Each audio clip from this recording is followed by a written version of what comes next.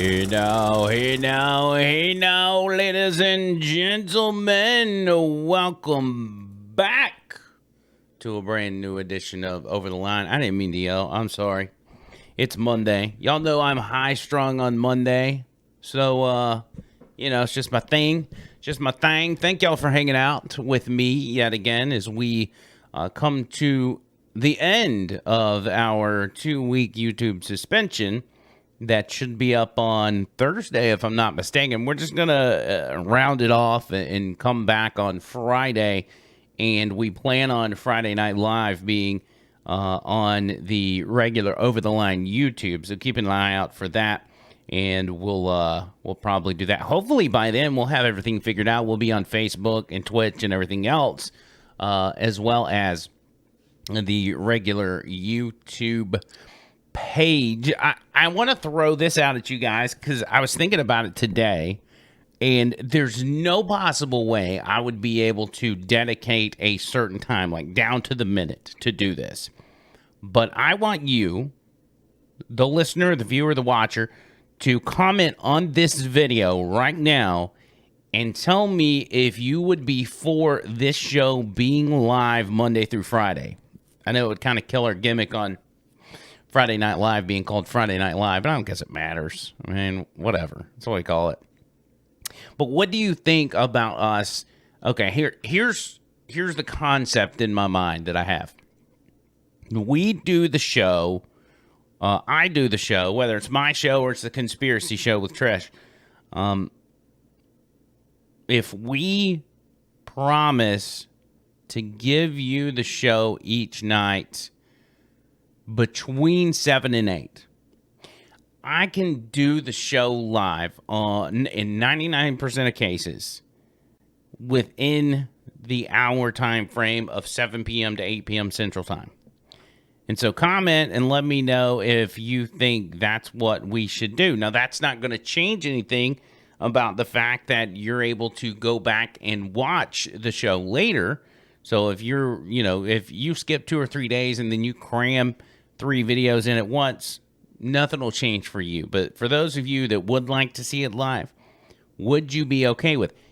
Ideally, and maybe once we're, generating the type of money we need, ideally I'll be doing the show from, at an exact time instead of within an hour. But I just don't have that kind of leeway right now to be able to promise you guys like, hey, we're going to start at 7 p.m.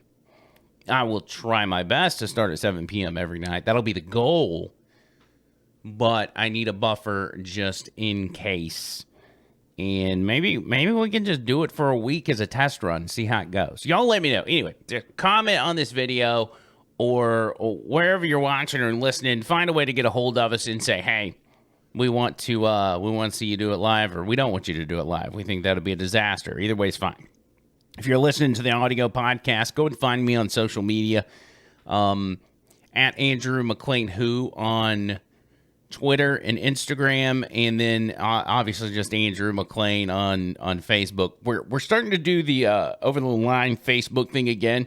So if you listen to the show or watch the show and you're not on the Over the Line Facebook, make sure you go and like that page because we are posting some dank memes as of late. And you want to be able to share those with your friends, trigger your liberal family members, so on and so forth. All right, let me get into this. First off, you know the drill.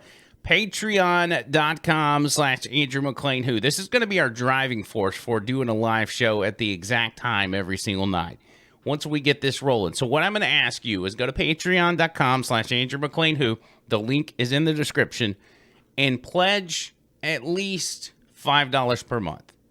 You're talking about 1 cup of coffee, one cup of stupid Starbucks coffee per month if you do that. And if we get enough of y'all to donate $5 a month, man, we could do some wonderful things. You got the option for $10, $25, and $50 if you would like, but all we ask is $5 a month, and you will get exclusive content as a thank you for your donation to Over the Line.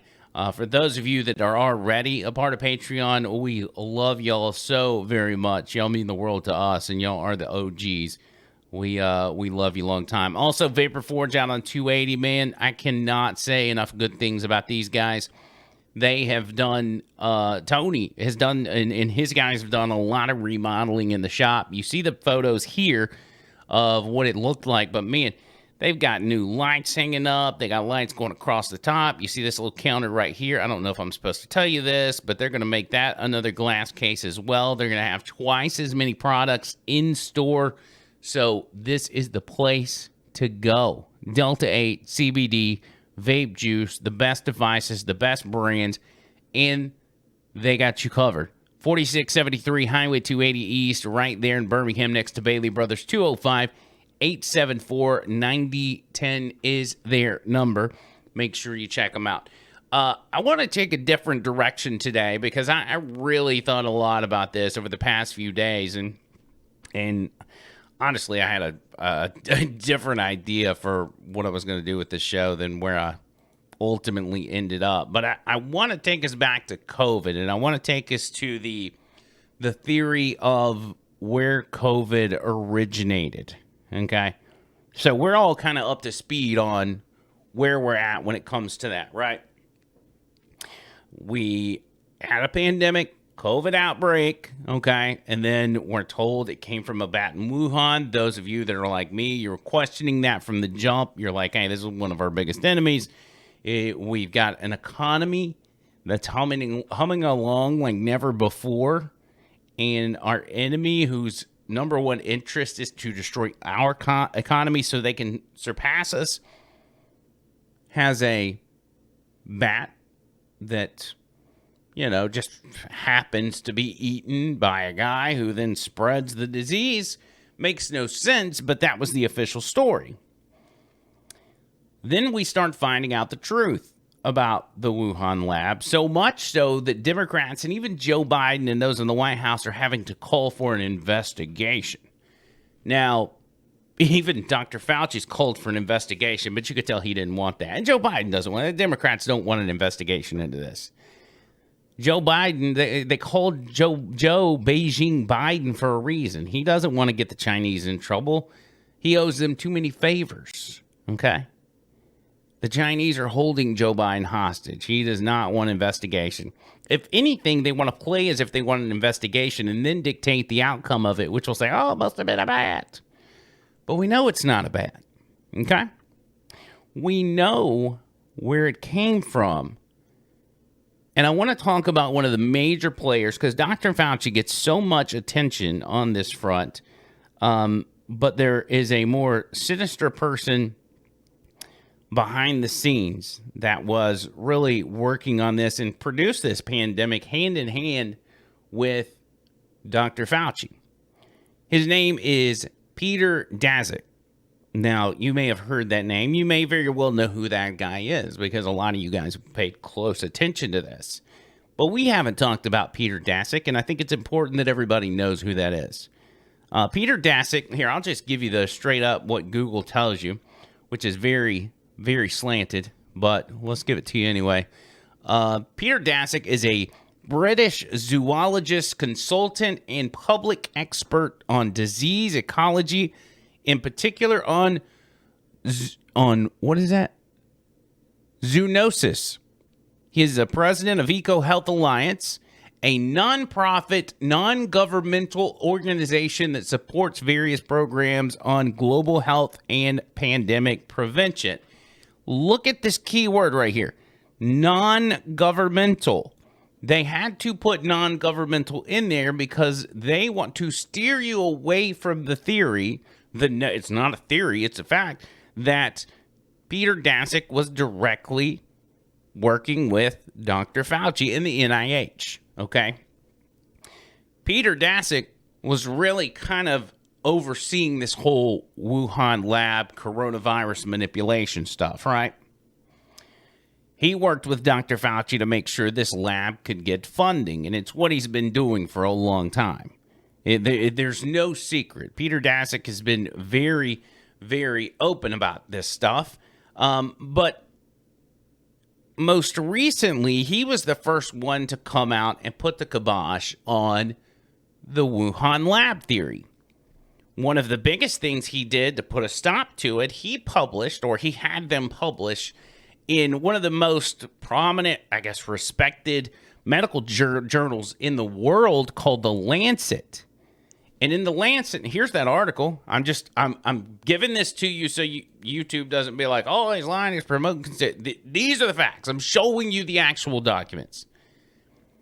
This is Peter Daszak, who is telling you in The Lancet that the coronavirus could not have possibly come from a lab. Not that there's a very small chance, not that it's most likely from a bat in a wet market. He is telling you there is virtually no chance that it came from a lab, and it has been disproven. And the fact that it's being put in The Lancet gives it all the legitimacy it needs, all the legitimacy in the world, because it is in this medical publication.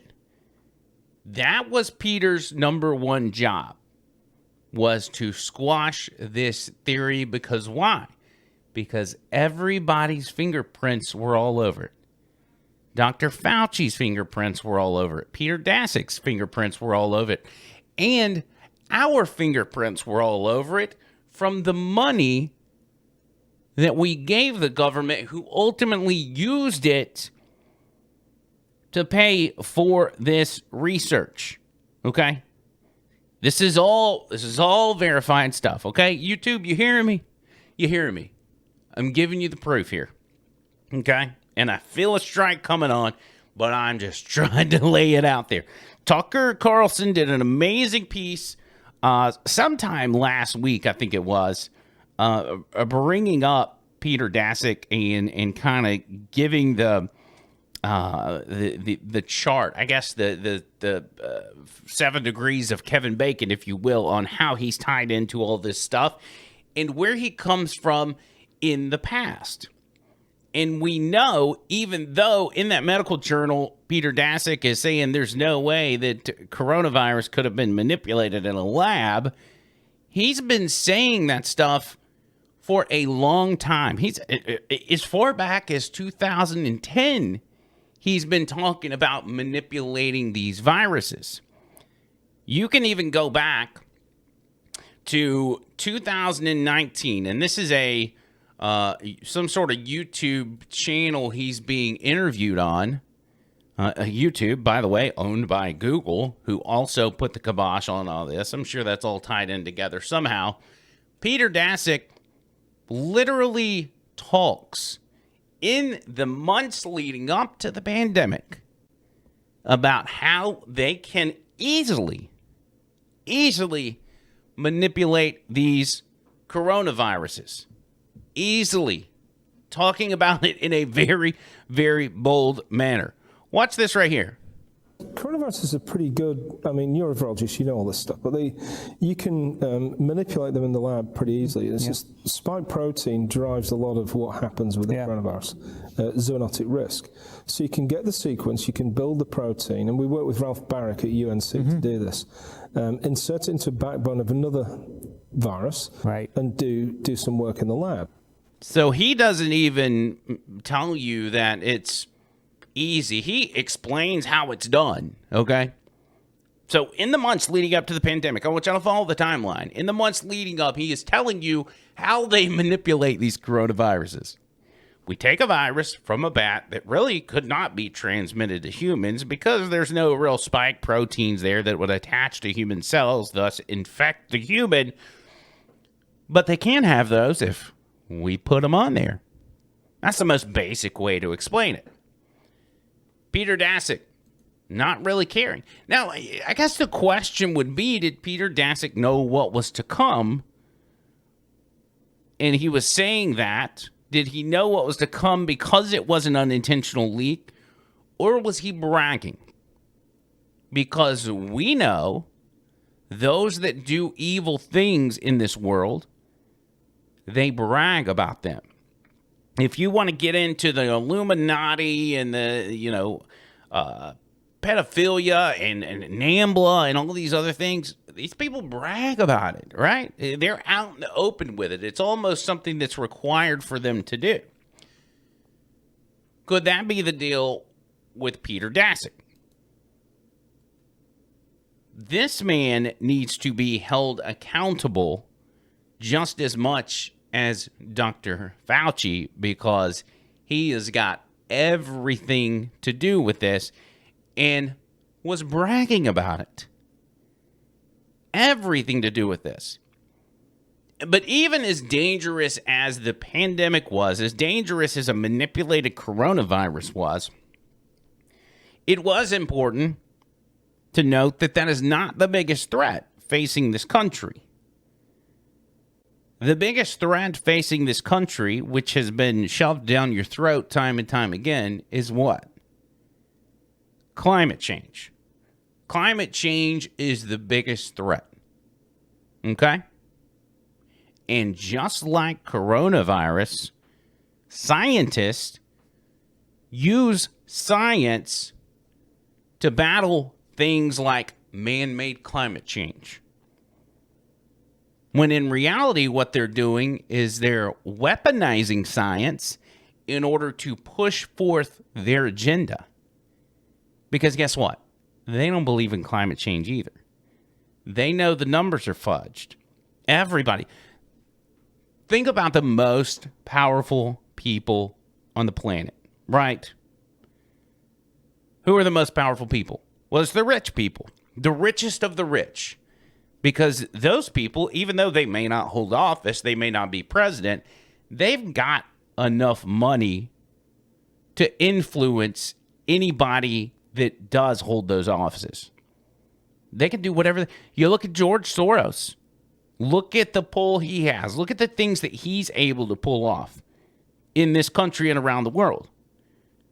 The richest of the rich have the most power. Their power comes through money, right? These rich people are investors. They're entrepreneurs in some cases, and they're builders. Buildings like condominiums, oceanfront condominiums, right? These builders, these developers that are constantly building new developments across the coast of, say, Florida, South Florida, Miami, Tampa. Why would they invest all that money into condominiums and huge, real beach mansions if they actually believed and they knew that climate change was real and that Florida was going to be 10 feet underwater in 30 years? They don't even put on their contracts a little note at the bottom of, if global warming causes all of Florida to be underwater, we're not responsible. They don't put anything like that because they know that Florida's not going to be underwater in 20 and 30 years. They know. They know everything. They've got the power, okay? They do these things in order to push an agenda. They promote things like climate change to push alternate agendas. And that was highlighted by what was called the World Science Festival. The World Science Festival was in 2016, and it was really hosted by an array of left-wing activists. Powerful people, by the way. Top Google people, top scientists in the world. And they proposed what is really going to be the thing that helps combat climate change. You want to know what it is? Just take a wild guess. I'll give you a second. Did you get it? Did you figure it out? Human engineering. That's right. Alternating the human genome, the human DNA. Allowing science to dictate how the body works. Now, think about the body and how complicated of a machine that is. Okay, the human body. Anybody that works in the medical field, you know. The things to know about the human body are endless. We were created by a creator that has knowledge of everything, okay? A knowledge that we will never match on this planet, no matter how much science we have. He made the most complicated organism that could have ever been created in the human body. And scientists that are really activists are looking to change that on a worldwide scale. Listen to this guy at the World Science Festival in 2016 explain just that very thing. My view is that what we need is a really robust ethical framework. And within this robust ethical framework, I think there's a way going forward where we can do this ethically. But there's actually a lot of opportunities for this to solve big world problems. So one thing is the climate change. And there, I'll just use, sort of climate change is a really big problem. We don't really know how to solve it. But it turns out that we can use human engineering to help us address climate change. So we're going to use human engineering to address climate change. Literally change human beings in order to combat climate change. You're thinking to yourself, as I am too, what in the world can we change about the human body that's going to help combat climate change? Because I thought it was just all about the coal mines and the factories that are putting billowing smoke into the air and the trash in the waterways and, not going green. The cars that we drive, we got to go electric. We've got to recycle. So what in the world could the human genome have to do with any sort of solution in combating this stuff? Doesn't seem to make a whole lot of sense. But as he goes on at this World Science Festival, he explains that one of those things would be like how people are lactose intolerant. They can't have dairy products. We could create a way to make humans be sick when they eat things like red meat. Remember the big push? Cows farting, creating climate change. We need to ban or limit the amount of hamburgers that people eat. You remember Joe Biden, he was attacked by Republicans and conservatives that he was going to take away your hamburgers. People are still mocked for saying that, but guess what? It very well may be on the way. Listen to this from the same guy. So here's a thought, right? So it turns out that we know a lot about, we have these intolerance to, for example, I have milk intolerance. And some people are intolerant to crayfish. So possibly we can use human engineering to make it the case that we're intolerant to certain kinds of meat, to certain kinds of bovine protein. So that's something that we can do through human engineering. We can kind of possibly address really big world problems through human engineering. You hear that? He's going to make you sick to hamburgers, sick to bovine meats. And by the way, just so everybody knows, he is in fact lactose intolerant. He drinks soy. He's a soy boy, right? So what would that entail? Would it be just something like taking a pill? Would it be some sort of surgery that has to be conducted in order to, I don't know, implant a chip in your body that sends radio waves to say, oh, he's eating meat, make him sick? They've got medicine like this for people that suffer from alcoholism, and I think it's fantastic. They also have it for people that are addicted to drugs, like opioids. There are things that you take on a regular basis, and if you consume alcohol, it makes you sick. Or you take this stuff, and then if you try to do drugs, heroin, or whatever, it may not make you sick, but you don't get the effects of the drug because it blocks your opioid receptors. So it's possible.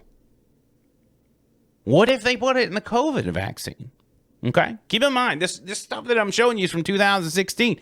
He's had plenty of time to come up with something to make sure people are getting sick from eating red meat. And of course, Andrew, you haven't heard anything about people getting sick from red meat, and almost everybody's got the COVID vaccine. But what if? What if it takes a year to activate? And everybody starts getting sick. You gonna be okay with not being able to eat steaks and hamburgers from here on out? But they didn't stop there. No. There's no need to stop there. Where we could get rid of the consumption of red meat in cows, so cows would stop farting and our ozone layer would quit getting destroyed and we wouldn't all burn to death and Florida be underwater. There's another step we can take. I mean, if we're just going to do human engineering, why not engineer humans to be smaller? Because the smaller a person is, the less their carbon footprint is. Am I right? So it turns out that the larger you are, think of the lifetime sort of greenhouse gas emissions that are required to sort of the energy that's required to transport larger people rather than smaller people, right? But if we're smaller just by 15 centimeters, right? That's a mass, I did the math, and it's about mass reduction of 25%, which is huge. And 100 years ago, we're all on the average smaller, exactly about 15 centimeters smaller. Right? So think of just the, like lifetime greenhouse gas emissions if we had smaller children, right? And so that's something that we could do. These are serious people talking about seriously pushing their agenda in some pretty serious and consequential ways. You think they're up there just talking to talk? This is not some BLM rally. These are not just political talking points. Again, these are the people with the power to do something very, very scary to not just us in the U.S., but people all over the world. To literally human engineer us into their agenda. And since we're now talking about this, the one person that's laughing and saying, I told you so, that's right. Out of all the people in the whole wide world, a man by the name of Alex Jones has been talking about this for years and even decades. It seemed crazy. We all made fun of the guy. We thought he was a nut. He's talking about the frogs turning gay and the government literally wanting to morph and mold our DNA to fit their political agenda. And now what?